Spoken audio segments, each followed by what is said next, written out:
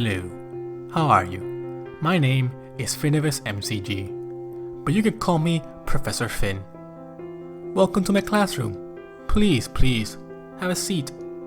Today's lesson is on the MCU and its missed opportunities. Mainly, this hot piece of ass right here. His name is Ultron. You may have heard of him. He had a distinct period of history named after him. Although, I'm not sure that a week was eventful enough to use the big A word, especially when you consider the other Age of Ultron. He's just misunderstood, guys. It's okay, it's fine. Alright. Enough eyeballing. Let's get back on topic.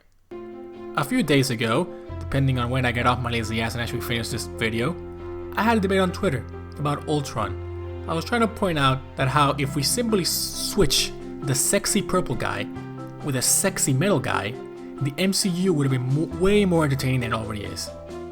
Side note, I do think the MCU is great. I love Endgame, I love Infinity War, and the sexy purple man.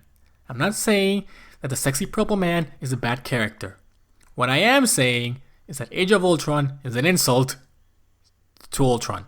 Regardless of whether or not you genuinely enjoyed the movie, the fact is that Age of Ultron would have been 1,000 times better if it were treated like Infinity War.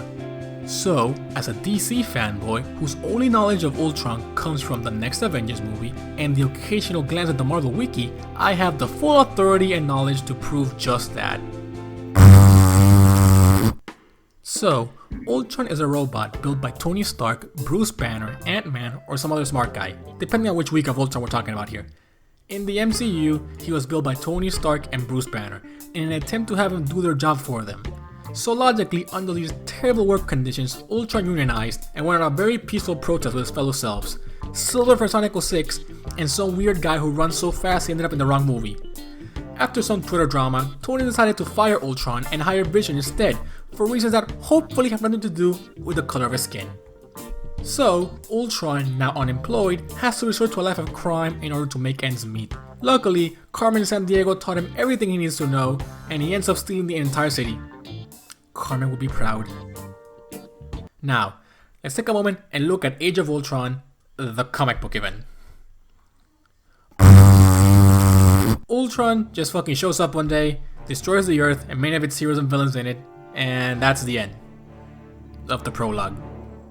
Or so I'm led to believe by the wiki. The thing's like 10 issues long, excluding the tie-ins and what-ifs, so I'm not gonna fucking read that shit. What I am trying to say, right, is that Ultron is too big of a villain to put him in just one movie, and then never mention his name ever again. I'm not saying that Ultron should have had 10 years of movie build-up, but some build-up would have been great.